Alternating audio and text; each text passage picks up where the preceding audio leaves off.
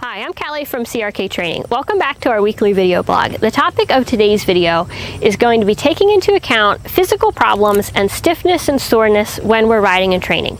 So I thought this was a really important topic to cover, and today's video is going to be more discussion than me giving you actionable items or giving you like to-do or tips for your horse.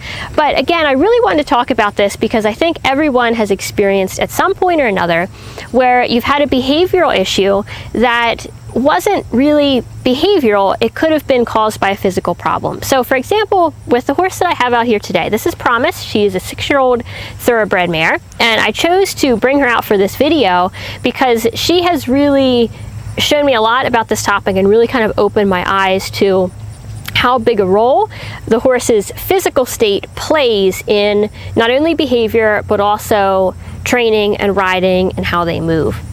So I got Promise about 9 or 10 months ago, and she was given to me because she was bucking. So at the time we thought it was just a behavioral issue. The more that I got to know Promise and the more that I worked with her, I realized that she has a very sore back, so the bucking was most likely just a response to pain. And as I said, I think all of us can relate. I think we've all had things that happen on our horses that we thought were behavioral. We either blamed them on the horse, or we blamed them on something that the horse was doing, and then in hindsight we realized that it was really just a pain, and it was really just the horse's response to pain.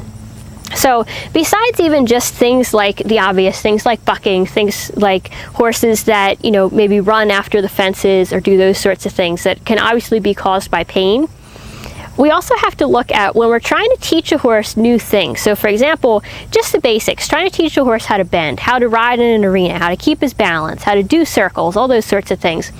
The horse's one-sidedness, so horses are stronger on one side. They tend to be, their strength more works on the diagonal. So example, they'll kind of be pushier off one hind leg and usually stronger on one shoulder. They're not quite as literally one-sided as we are. But they still have areas of their body that are stronger. They have areas of their body where their muscles are going to be, say, tight on the right side, and they're going to be longer on the left side, so if they want to bend this way to the right, and they don't like bending over here to the left. So they have all these, areas of strength. They have areas of stiffness. They have areas of soreness just from playing in their field, just from work, from moving a certain way, whatever. And we have to really be careful when we're training that we take these things into account, and that sometimes we just give the horse the benefit of the doubt, whether it's a behavioral issue like bucking, or whether it's simply something like, I can't get my horse to bend this direction. Instead of just doing tons of exercises and thinking about how can I force the horse into this position and make him bend, we really do have to condition the horse's muscles. We have to slowly teach the horse, okay, this is the new way that I want you to learn how to move, and we're going to work those muscles and basically work the horse's body just like if we do yoga or we do Pilates or we go to the gym. You're going to be really sore, or you could even injure something if you just force a position or you force an exercise that your body is not ready for or doesn't want to do. So we have to think about the same thing with our horses.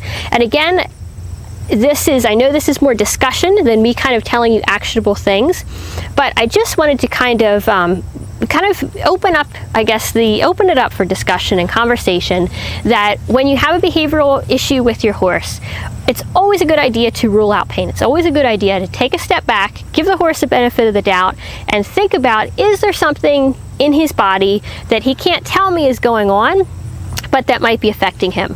Or if he's just a stiff, heavy horse, if he's never learned how to be light, and he's never had his muscles stretched, if he's never learned how to bend and learned how to use his hind end to carry himself, it's not going to happen in just a few short rides. It's not going to happen with just teaching him, okay, I want your body to go here.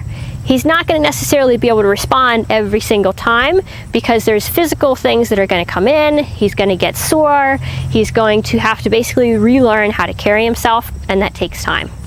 So again, I brought this up now because Promise is really teaching me this. Like I said, I've done tons of work with her on the ground. I can't wait to ride her and see how everything that I've taught her on the ground transfers.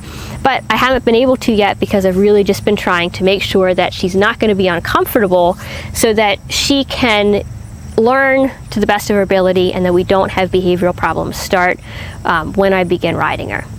And I've also had some other horses too that have, just kind of reminded me to be patient when I'm training and not expect them to be able to, go around like a dressage horse after just a few months, because it really can take a long time for a horse to relearn, to find their balance, to relearn how you want them to move and bend and so on. So again, I hope that this video was not too long or too wordy for you, but thank you again for watching. To join the discussion, go to crktrainingblog.com if you're not there already. That's where the best comments usually happen, and I look forward to seeing you in the comments. And actually, specifically, I would love to have you tell me in the comments if you've had a behavioral issue in a horse that you have later found out was pain related. So I know I've had several of these, as I shared with Promise in the bucking, and I'd love to hear your stories as well. And I think they can really, help others see how we always want to rule out the physical first. So thank you for watching, and we'll see you back in the next video.